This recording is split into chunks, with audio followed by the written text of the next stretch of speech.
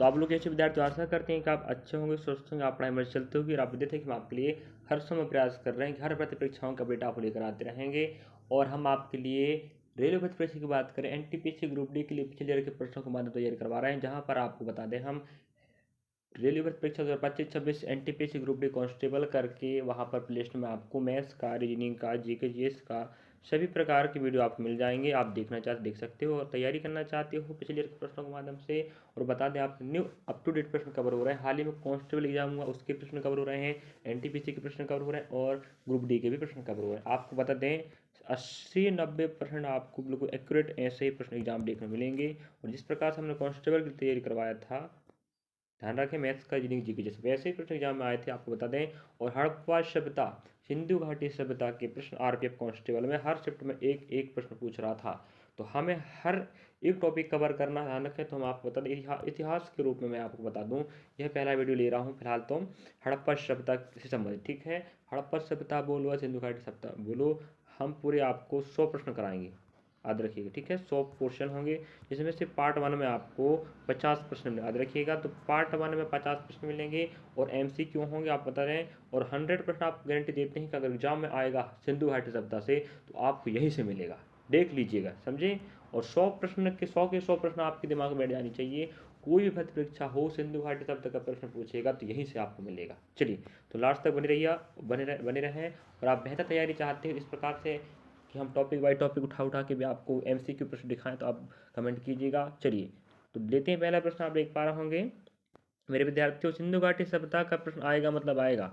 हर भर्ती SSC, bank, railway के लिए विशेषकर तैयारी हम चालू करवा चुके हैं, पता है आपको, लेकिन साथ में हर भर्ती परीक्षाओं के लिए जरूरी है। पहला प्रश्न आप देख पा रहे होंगे, हड़प्पा सभ्यता की खोज किस वर्ष हुई थी। यहाँ आपको हर प्रश्न मिलेगा जो पिछली भर्ती में आ चुका हो, बार बार आता है। हड़प्पा सभ्यता की खोज की बात करें तो 1921 याद रखिएगा, समझे। नेक्स्ट पर लेके चलते हैं, चलिए।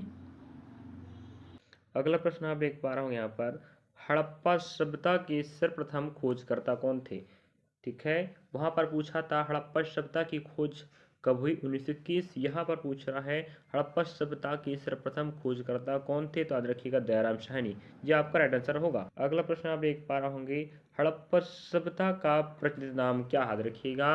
तो वो ऑप्शन नंबर आपका डी होगा। तो हड़प्पा सभ्यता को सिंधु घाटी सभ्यता भी कहा जाता है, समझे, जो आपका राइट आंसर होनी चाहिए। अगला प्रश्न आप देख पा रहे होंगे, सिंधु घाटी सभ्यता मानी जाती है या सिंधु घाटी सभ्यता की प्रमुख विशेषता क्या थी, याद रखिएगा। तो ऑप्शन नंबर बी आपका राइट होगा, नगर नियोजन प्रमुख विशेषता मानी जाती है और कई भर्ती परीक्षाओं में पूछा जा चुका है, याद रखिएगा। अगला प्रश्न आप देख पा रहे होंगे यहाँ पर, हड़प्पा सभ्यता का सर्वाधिक मान्यता प्राप्त काल कौन सा है, या हड़प्पा सभ्यता या सिंधु घाटी सभ्यता बोले, इसका जो काल था कब से कब तक चला, इसके लिए सर्वाधिक मान्यता प्राप्त काल की बात करें तो ऑप्शन नंबर बी आपका रहेगा 2500 ईसा पूर्व से 1750 ईसा पूर्व तक माना जाता है। और डीपी अग्रवाल याद रखिएगा, डीपी अग्रवाल और रोमिला थापर, ठीक है, इन्होंने कहा था ये काल, इस काल के बारे में बताया था, ठीक है। तो याद रखिएगा 2500 ईसा पूर्व से 1750 ईसा पूर्व माना जाता है।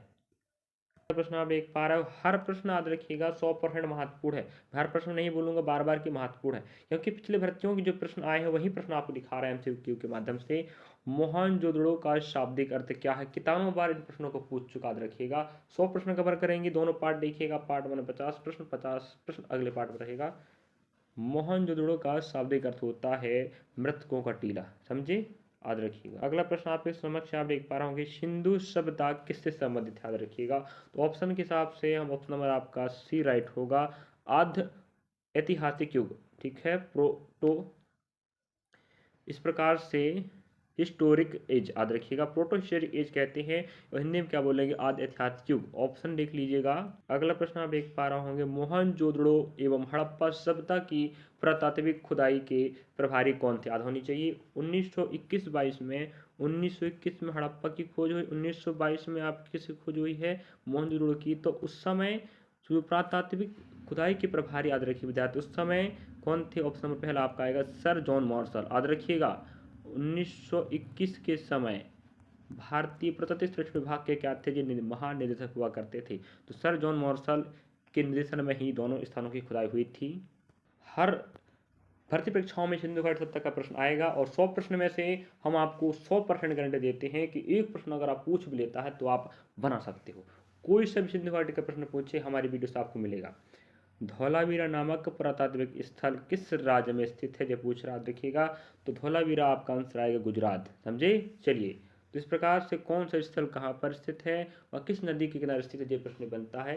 लेके चलते हुआ किस साल से क्या मिला, बस इतना ही पूछेगा। तो याद रखिएगा धौलावीरा कहाँ पड़ता है विद्यार्थियों, गुजरात में पड़ता है, ये आपको याद होनी चाहिए। अगला प्रश्न आप देख पा रहे होंगे यहाँ पर, हड़प्पा संस्कृति का वह कौन सा स्थल जहाँ दुर्ग तथा निचला नगर अलग अलग प्राचीरों से घिरे हुए हैं। तो आपको पता होनी चाहिए इसका आंसर क्या होगा, बोलिएगा। इसको हम आपको कमेंट बॉक्स में रखते हैं होमवर्क, ठीक है। होमवर्क में रहेगा जी आपके लिए कि हड़प्पा संस्कृति का वह कौन सा स्थल जहां दुर्ग तथा निचला नगर अलग अलग प्राचीरों से घिरे हुए हैं, ठीक है। चलिए हम आपको देते हैं होमवर्क में, आप लोग बोलिएगा कमेंट बॉक्स में 10 प्रश्न आंसर क्या होगा अवश्य कमेंट करें। अगला प्रश्न आप देख पा रहे होंगे, हड़प्पा कालीन मोहरों का सर्वाधिक प्रचलित आकार कौन सा है। तो हड़प्पा कालीन मतलब होता है सिंधु घाटी सभ्यता, ठीक है, वही बात होता है। जो मुहर थे आपको पता होनी चाहिए, मुहर का जो सर्वाधिक प्रचलित आकार था वो क्या था आपका, वर्गाकार, ठीक है। जितने भी मुहर थे सब किस प्रकार के मिले हैं, वर्गाकार। बाखूबी तो आप जानते हो वर्गाकार ऐसा होता है, वर्गाकार ऐसी आकृति जिसके चारों भुजाएं क्या उस समान हो उसे वर्गाकार कहा जाता है। ऐसी ही वर्गाकार आकृति में क्या मिले हैं, हड़प्पा सभ्यता के मुहर। अगला प्रश्न देखिए विद्यार्थियों, हड़प्पा काल की मुद्राओं के निर्माण में मुख्यतः किस पदार्थ का उपयोग हुआ है। अब ये बताओ, हड़प्पा काल की मुद्रा को पूछा कि किस प्रकार के बने हैं, तो याद रखिए वर्गाकार। जो हड़प्पा काल की मुद्राएं बना करते थे, याद रखिएगा वो किसके बनाए जाते थे, सेल खड़ी, ठीक है, याद रखिएगा सेल खड़ी के बनाए जाते, जो एक प्रकार को आप कह सकते चूना पत्थर कह सकते, क्या बोल सकते हो, चूना पत्थर, समझे, याद रखिएगा स्टेलाइट। तो सेल खड़ी के बनाए जाते थे मुहर, और किस प्रकार के हुआ करते थे, याद रखिए विद्यार्थियों मुद्राओं की बात कर रहा है, वर्गाकार, जो मैं पहले बता चुका हूँ।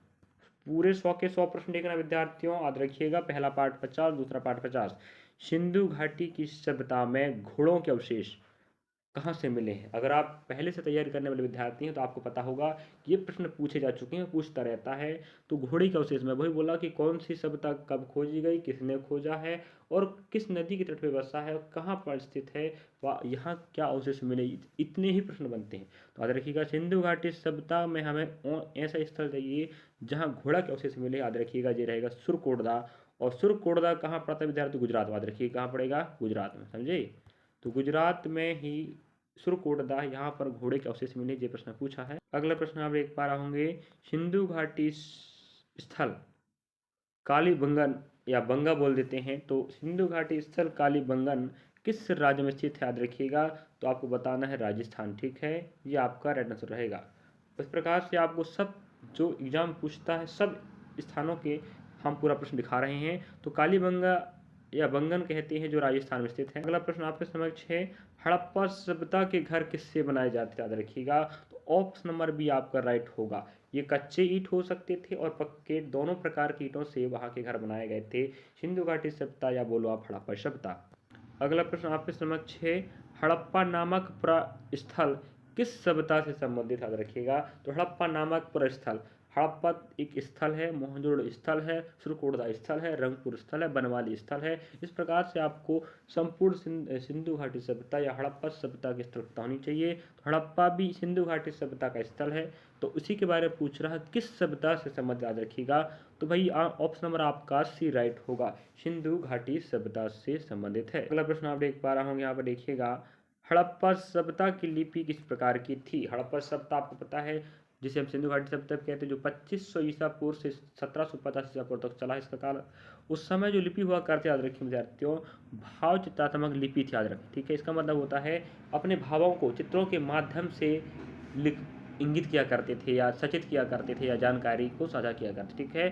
तो क्या भाव चित्रात्मक लिपि हुआ करती थी उस समय, ये आपका आंसर होगा। अगला प्रश्न आप देख पा रहा हूँ, हड़प्पा सभ्यता की जानकारी का प्रमुख स्रोत क्या है। सीधी बात में बकवास, हड़प्पा सभ्यता है थी, ये जानकारी आपको कौन देता, याद रखिएगा, शिलालेख भी देगा, ठीक है। शिलालेख होता है पत्थर, पत्थरों में लिखे शिलालेख भी जानकारी देते हैं कि हड़प्पा सभ्यता थी, या पुरातात्विक खुदाई, ठीक ठीक है, मतलब होता है खुदाई के माध्यम से भी हमने पता किया है कि सिंधु घाटी सभ्यता या हड़प्पा सभ्यता थी। तो उपरोक्त दोनों आपका राइट आंसर होगा। अगला प्रश्न अभी देख पा रहा हूँ आप लोग, हड़प्पा की समकालीन सभ्यता, मतलब हड़प्पा जो सभ्यता थी उस समय एक सभ्यता और थी रंगपुर, यह कहाँ पर थी? कहने का मतलब ये है कि हड़प्पा सभ्यता या सिंधु घाटी सभ्यता का सामरिक स्थल कौन सा है? तो याद रखिएगा बुरहानपुर है। कहाँ पर स्थित? याद रखिएगा सौराष्ट्र। ऑप्शन नंबर डी आपका ऐड हो जाएगा। अब सौराष्ट्र मीन्स होता है विद्यार्थियों गुजरात, ठीक है। गुजरात को पहले सौराष्ट्र कहा जाता था, अभी भी इसका प्रयोग कई स्थानों पर सौराष्ट्र के रूप में होता है, लेकिन आप अधिकांश गुजरात के नाम जानते हैं। तो रंगपुर, अभी एक प्रश्न और आया था सुरकोटदा कहाँ पर, हमने बताया था गुजरात में। इस प्रकार से हमें कालीबंगा पूछा था राजस्थान में। इस प्रकार से रंगपुर जिसे पिछली भर्ती में पूछा जा चुका है, जो कहाँ पड़ेगा आपके सौराष्ट्र मतलब गुजरात। अगला प्रश्न आप देख पा रहे हैं यहाँ पर देखिएगा, सिंधु घाटी सभ्यता के लोग किसकी पूजा करते थे? याद रखिएगा।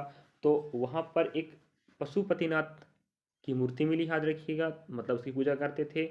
मातृ देवी मतलब होता है पृथ्वी की देवी, पृथ्वी कह सकती हो, पृथ्वी की पूजा करते थे, ठीक है। तो पशुपति का मूर्ति मिला है, इसकी पूजा करते थे। मातृ की देवी की पूजा करते थे। ऑप्शन नंबर आपका हो जाएगा सी, मतलब उपयुक्त ए और बी दोनों राइट आंसर। अगला प्रश्न आप देख पा रहा हूँ यहाँ पर, हड़प्पा कालीन स्थलों में अभी तक किस धातु की प्राप्ति नहीं हुई है? अब देखिएगा, हड़प्पा कालीन सभ्यता के जितने भी स्थल हैं उनमें से अभी भी खुदाई जारी है, कई स्थानों खोज होते चल रहा है। और 1921 से शुरुआत हो गया, पता खोज होते होते होते खोज चल रहा है। तांबा मिल चुका है, चांदी मिल चुका है, सोना मिल चुका है, लेकिन लोहा अभी तक नहीं मिला है। इसका मतलब ये होता है कि उस समय के लोग लोहा का प्रयोग नहीं करते थे, समझे। चलिए, और मनुष्य ने सबसे पहले तांबा धातु का प्रयोग, याद रखिएगा। अगला प्रश्न आप देख पा रहे होंगे, हड़प्पा संस्कृति के संदर्भ में शैलकृत स्थापत्य के प्रमाण कहाँ से प्राप्त हुए हैं? याद रखिएगा। तो हड़प्पा संस्कृति के संदर्भ की बात कर रहे हैं, शैलकृत स्थापित, या कह सकते हो आप लोग क्या, शैल मीन्स होता है पत्थर, अवसाद के कृत स्थापित कहाँ से मिले हैं, ठीक है। याद रखिएगा धौलावीरा। और धौलावीरा कहाँ पड़ता है बताइए विद्यार्थियों, शायद अभी पहले भी हमें प्रश्न पूछा जा चुका है। धौलावीरा कहाँ पड़ेगा? गुजरात में, समझे। याद रखिएगा गुजरात में क्या है? धौलावीरा। और प्रश्न बनता है कि धौलावीरा कहाँ पर स्थित है? तो धौलावीरा से आप क्या मिले? हड़प्पा संस्कृति के संदर्भ में जो शैलकृत स्थापित हैं, इसके प्रमाण हमारे गुजरात के धौलावीरा में स्थित स्थल से मिले। अगला प्रश्न आपके समक्ष है, सिंधु घाटी सभ्यता के लोगों का मुख्य व्यवसाय क्या था? याद रखिएगा। वो किस प्रकार से क्या करते थे? याद रखिएगा। तो नौकरी भी किया करते थे, व्यापार भी किया करते थे, ठीक है। लेकिन यहाँ पर हमें कह रहा है कि मुख्य व्यवसाय क्या था? याद रखिएगा उनका कृषि था। अभी भी पूरा भारत की अर्थव्यवस्था किस पर निर्भर है? कृषि पर। उस समय भी हुआ करती थी। सिंधु घाटी की सभ्यता के लोगों का मुख्य व्यवसाय क्या हुआ करता था? कृषि। अगला प्रश्न आप यहाँ पर देख पा रहे होंगे, देखिएगा, सिंधु घाटी सभ्यता के विकसित अवस्था में किस स्थल से घरों में कुआं के अवशेष मिले? कुआं तो आप जानते होंगे, ठीक है, कुआं के अवशेष मिले, याद रखिएगा। सिंधु घाटी सभ्यता की बात कर रहा है तो हमें कुआं के अवशेष, जैसे भी घोड़े का अवशेष पूछा तो आपने क्या बोले? सुरकोटदा, जो गुजरात में पड़ता है। रंगपुर कहाँ है? महाराष्ट्र, सौराष्ट्र में, गुजरात में, ठीक। उसी प्रकार आपको पता होना चाहिए कि जो कुआं है, प्राचीन समय में कुआं हुआ करते थे, मतलब सिंधु घाटी सभ्यता में। इसकी जानकारी हमें मोहनजोदड़ो की खुदाई करते समय मिले। और मोहनजोदड़ो, याद रखिएगा, पाकिस्तान के लारकाना जिला में स्थित, समझे ना समझे मेरे विद्यार्थियों। बस शानदार तरीके से जितना पढ़ाया जा रहा है पढ़ डालिएगा, और एग्जाम में यहीं से प्रश्न छपेगा जी, हम 100% गारंटी देते हैं। अगर सिंधु घाटी सभ्यता का प्रश्न पूछता तो इन्हीं में से एक प्रश्न आएगा, रट लीजिएगा। और हमें एग्जाम में हर एक प्रश्न को जोड़ना है, पॉइंट प्रश्न, समझे। अगला प्रश्न आप देख पा रहा हूँ यहाँ पर, किस हड़प्पा कालीन स्थल से नृत्य मुद्रा वाली स्त्री की कांस्य मूर्ति मिली? याद रखिएगा। तो ये भी आंसर रहेगा मोहनजोदड़ो। अभी आपने देखे कुआं कहाँ से मिले, कुआं के अवशेष कहाँ से मिले हैं? मोहनजोदड़ो से, जो पाकिस्तान लारकाना जिला में। उसी प्रकार नृत्य करती स्त्री की जो कांस्य मूर्ति है, कांस्य धातु से बना मूर्ति है, और नृत्य करती, याद रखिएगा, किताबों भर्ती परीक्षा में पूछा जा चुका है, SSC, बैंक, रेलवे, चाहे स्टेट वाली बात करें, समझे। तो हमें मोहनजोदड़ो से प्राप्त हुआ है। अगला प्रश्न आप देख पा रहे होंगे, भारत का सबसे बड़ा हड़प्पन पुरास्थल कौन सा है? याद रखिए, मतलब हड़प्पा संस्कृति या सिंधु घाटी सभ्यता का भारत की बात कर रहा केवल, याद रखिएगा। तो भारत का सबसे बड़ा, क्योंकि भारत में फैला है जी, है कि नहीं, पाकिस्तान में फैला है, अफगानिस्तान तरफ भी गया है। तो आपको बताना सिर्फ भारत का सबसे बड़ा हड़प्पा सभ्यता का स्थल या क्षेत्रफल जिसका है, उसका याद रखिएगा, वो स्थल है राखी गढ़ी। तो बताइएगा पूरी सभ्यता का कौन सा है फिर, मतलब हड़प्पा सभ्यता का सबसे बड़ा स्थल कौन सा है जिसका क्षेत्रफल ज़्यादा है? ये तो सिर्फ किसका है, भारत का, याद रखिएगा। और राखी गढ़ी कहाँ पड़ती है, कमेंट अवश्य करें। चलिए अगला पढ़ने के चलते हैं। अगला प्रश्न आप देख पा रहे होंगे विद्यार्थियों, हड़प्पा सभ्यता का उत्खनन करने वाले प्रथम पुरातत्वविद जिन्होंने इसके महत्व को नहीं समझ पाया था। तो याद रखिएगा हड़प्पा सभ्यता की खुदाई पहले से शुरू हो चुकी, याद रखिएगा 1861 में भी इसके बारे में कुछ बातें विचारें चल रही थी, लेकिन वही बोल रहा हड़प्पा सभ्यता का उत्खनन करने वाले प्रथम पुरातत्वविद, ठीक है, याद रखिएगा। तो 1861 में भारतीय पुरातत्व सर्वेक्षण विभाग की स्थापना हुई थी। उसके महानिदेशक कौन बने थे, अलेक्जेंडर कनिंघम। ये प्रश्न बनता है कि 1861 में स्थापना हुआ था, याद रखिएगा, भारतीय पुरातत्व सर्वेक्षण विभाग, जो खुदाई के काम देख रेख करता है पुराने स्थलों का। इसके महानिदेशक पहले कौन बने थे, ये प्रश्न बनता है, याद रखिए अलेक्जेंडर कनिंघम। और इन्हीं के निर्देशन में शायद हड़प्पा की खुदाई शुरुआत हुई थी, लेकिन इन्होंने इस सभ्यता को समझ ही नहीं पाए थे, समझे। अगला प्रश्न आप देख पा रहे होंगे, किस पुरातत्वविद के निर्देशन में हड़प्पा सभ्यता का ज्ञान प्राप्त हुआ? देखिएगा अब आपको पता है कि अलेक्जेंडर कनिंघम ने भी इसके बारे में सोचा, वह खुदाई शुरुआत किया, लेकिन इसके महत्व को नहीं समझ पाए। लेकिन हमारे जॉन मॉर्स, याद रखिएगा, ठीक है, जॉन मॉर्सल भी भारतीय पुरातत्व सर्वेक्षण विभाग के महानिदेशक थे और इनके निर्देशन में खुदाई चालू हुई थी। तो इन्होंने हड़प्पा के ज्ञान स्थल के ज्ञान को समझ पाया और समझा कि यहाँ कुछ मिलेगा जो हमें इतिहास बताएगा, इसलिए इन्होंने इसकी खुदाई शुरुआत की, समझे। और विद्यार्थी आपको बता दूं, अगर आप और भी अन्य टॉपिक की वीडियो चाहते हो तो आप लोग कमेंट कीजिएगा, सिंधु घाटी सभ्यता का या किस टॉपिक का चाहते हो आप, उस टॉपिक का हम एमसीक्यू प्रश्न कवर कराएंगे जो पिछली भर्ती परीक्षाओं में पूछे जा चुके, समझे। तो आप अगला प्रश्न देख पा रहे हो, हड़प्पा सभ्यता किस युग की थी, याद रखिएगा, तो कांस्य युग। क्यों? क्योंकि अधिकांश जो हड़प्पा सभ्यता के जो मुद्राएं आप कह सकते हो, मतलब अधिकांश जो वस्तुएं मिले, साक्ष्य मिले हैं, वो कांस्य से बने हुए मिले हैं। जैसे अभी पता होगा आपको नृत्य करती मूर्ति मिला है, कहाँ से मिला है, मोहनजोदड़ो से। कुआं कहाँ से मिले, मोहनजोदड़ो से, ठीक है। घोड़े कहाँ से मिले, सुरकोटदा से। इस प्रकार से आपको अवशेष अवशेष भी पढ़ना है, समझे, साक्ष्य। उसी प्रकार से हड़प्पा सभ्यता को कांस्ययुगीन सभ्यता भी कहा जाता है, याद रखिए। अगला प्रश्न आप देख पा रहे होंगे यहाँ पर, मेसोपोटामिया के अभिलेखों में, याद रखिएगा, मेसोपोटामिया की भी सभ्यता है, मिस्र की भी सभ्यता है, फारस की भी सभ्यता है। उसी प्रकार हर देश की अपनी अपनी सभ्यता, याद रखिएगा। तो मेसोपोटामिया के अभिलेखों में सिंधु घाटी, जिसे हड़प्पा कहते हैं, याद रखिए, हड़प्पा सभ्यता भी कहते हैं, के लिए निम्नलिखित में से किस शब्द का उपयोग किया गया, याद रखें। तो मेसोपोटामिया की भी सभ्यता है, तो वहाँ के अभिलेख हैं, तो वहाँ के अभिलेख बताते हैं कि जो हड़प्पा सिंधु घाटी सभ्यता को क्या कहा गया है, मेलुआ, याद रखिएगा, मेलुहा कहा गया है। और हम आपके लिए हर समय प्रयास करेंगे, हम जहाँ से भी आपके लिए डाटा लेकर आएँ, लेकिन आपके लिए लेकर आएंगे और आपको तैयारी बेहतर करवा सकते हैं, बस आप विश्वास के साथ पढ़ते रहो, समझे। चलिए अगला प्रश्न आपके समक्ष है, वह हड़प्पा कालीन नगर जिसका प्रतिनिधित्व लोथल का पुरातात्विक स्थल, वह किस नदी पर स्थित, याद रखिएगा। अब आपको पता होनी चाहिए लोथल कहाँ पर है, ये बताओ, लोथल भाई, चलो इस पे आप कमेंट कीजिएगा लोथल कहाँ पर, अगर आप पता होगा। नहीं पता दिक्कत ना लें, हम पूरे प्रश्न कवर करा रहे हैं, सब मिल जाएगा, समझे। लेकिन अभी प्रश्न नहीं आया तो आप लोग बताइए लोथल कहाँ पड़ता है, गुजरात, राजस्थान, हरियाणा, पंजाब, कहाँ पड़ता है, इन चार ऑप्शन में एक होगा, ठीक है। तो वही पूछ रहा है कि जो लोथल है, याद रखिएगा, इस पुरातत्व स्थल की बात कर किस नदी के तट पर बसा है, तो भोगवा। कितनों बार प्रश्न पूछ चुका, याद रखिएगा। तो भोगवा नदी के तट पर कौन स्थित है, लोथल, याद रखिएगा। अगला प्रश्न हमें पूछ लिया, देखिएगा आप लोग, सिंधु घाटी सभ्यता का कौन सा स्थल, ठीक है, कहने का मतलब ये है, सिंधु घाटी सभ्यता का कौन सा स्थल रावी नदी के तट पर स्थित है, तो इसका आंसर हो जाएगा हड़प्पा। और हड़प्पा पता होना चाहिए आपको, भारत में नहीं है, यह है सिंध प्रांत, मतलब कहने मतलब ये सिंध प्रांत पंजाब नहीं, पाकिस्तान में स्थित, समझे। तो हड़प्पा की बात करें जो हमारे रावी नदी के तट पर स्थित है, जिसकी खोज किसने किया है, दयाराम साहनी 1921 में, इसके बारे में हम प्रश्न पूछ चुका है। यहाँ पर अगला प्रश्न आप देख पा रहे होंगे, कौन सा स्थल घग्गर तथा उसकी सहायक नदियों के घाटियों में स्थित, याद रखिएगा। तो यहाँ पर बनवाली, सॉरी क्षमा चाहें गलत है, यहाँ पर आपका आंसर आएगा, क्या आएगा बताइएगा आप लोग कमेंट कीजिएगा, जाएगा कालीबंगा, ठीक है, क्या आएगा, कालीबंगा, ठीक है। तो कौन सा स्थल घग्गर व उसकी सहायक नदियों की घाटी में स्थित है, तो कालीबंगा।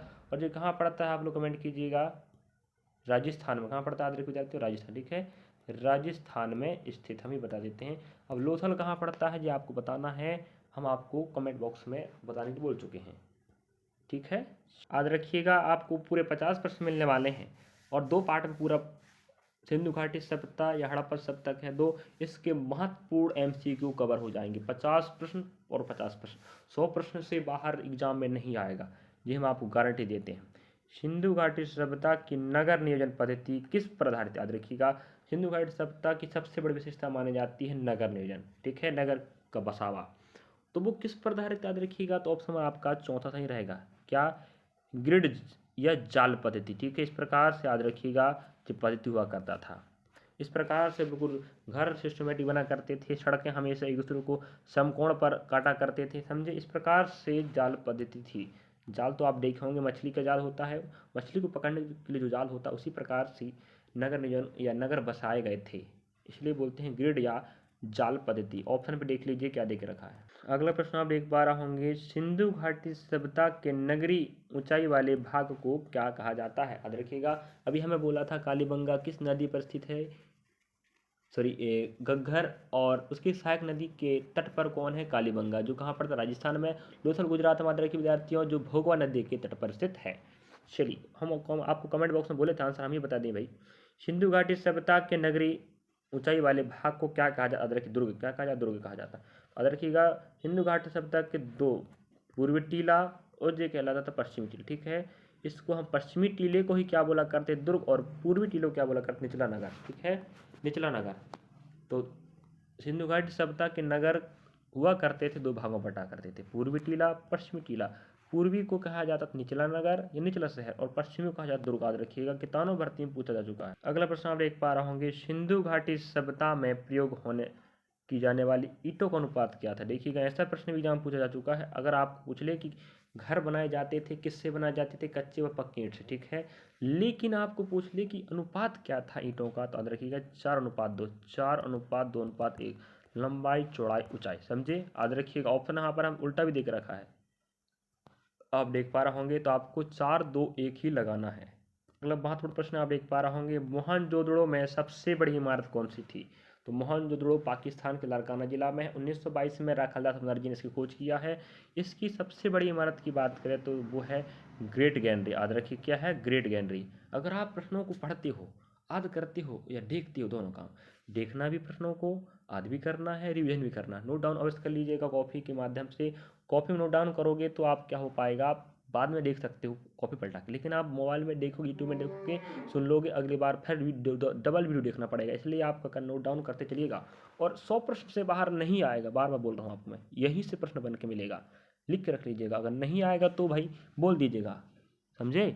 चलिए, कोई सी भर्ती परीक्षा की बात हो विद्यार्थी, सब में जगह आपको काम देने वाला है। अगला प्रश्न आप देख पा रहे होंगे, सिंधु घाटी सभ्यता का कौन सा स्थल इस काल के बंदरगाह के रूप में प्रचलित था? और बंदरगाह मीन्स होता है ऐसा स्थल जहाँ पर, जैसे अगर बात करें हम जहाज के क्षेत्र में, ठीक है, जैसे आप पता होनी चाहिए, जहाज जहाँ रुकते हैं या रुकने का स्थान होता है, स्टॉप लेते हैं, उसे बंदरगाह कहा जाता है, और उन बंदरगाहों के माध्यम से अधिकांश व्यापार होता है। तो उस समय की बात करें, सिंधु घाटी सभ्यता में बंदरगाह के रूप में किसे जाना जाता था? लोथल।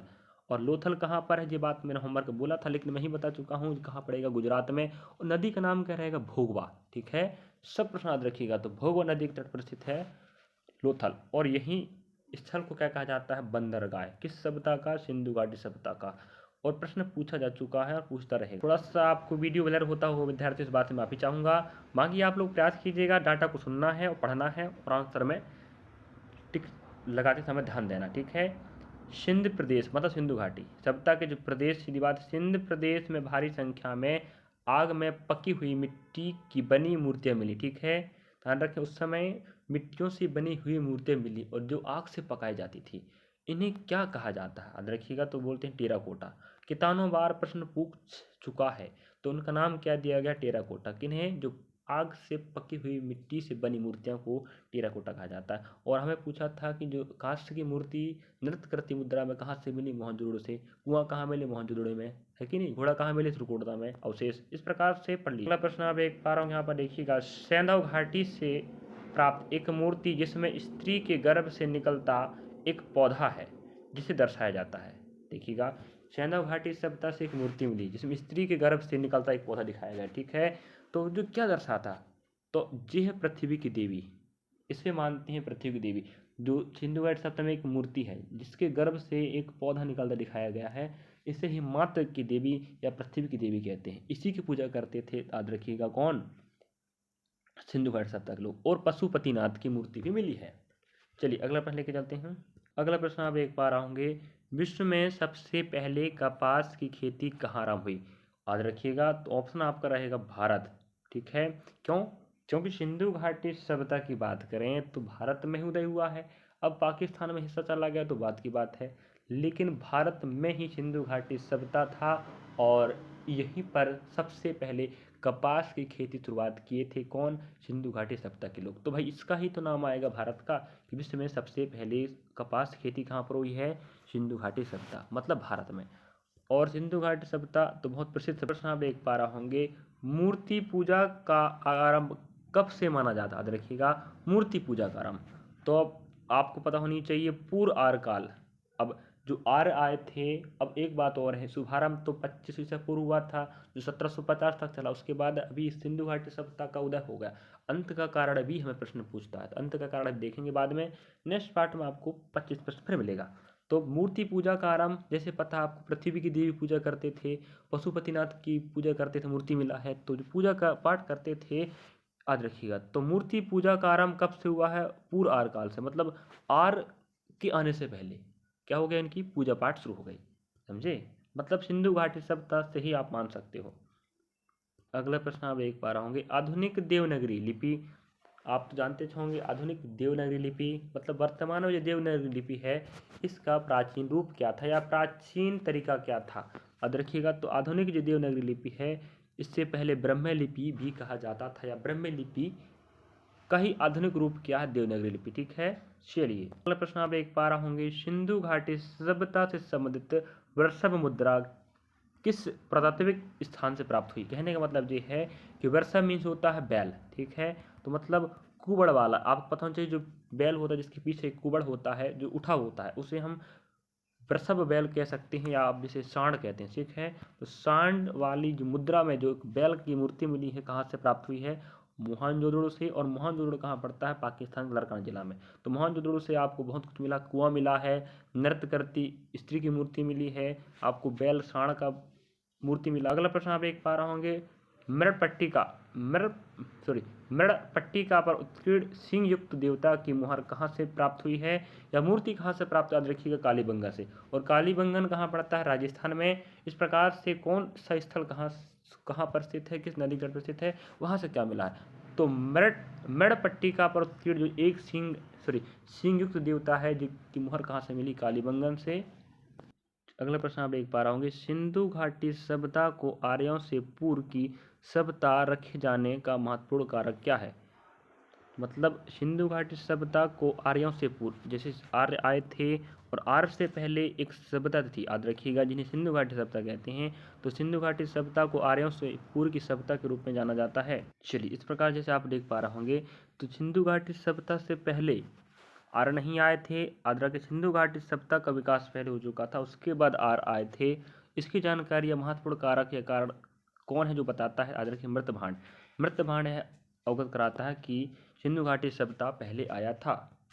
फिर अगला प्रश्न आप देख पा रहे होंगे, भारत में किस प्रकार के मृतभांड द्वितीय नगरीकरण के प्रारंभ के प्रतीक माने जाते हैं? याद रखिएगा, तो आंसर आपका रहेगा ऑप्शन नंबर बी, उत्तरी काले पॉलिशकृत मृतभांड। तो मृतभांड ही बताते हैं कि आर्यों से पहले कौन आया था या किस सभ्यता का विकास हुआ था, सिंधु घाटी सभ्यता का।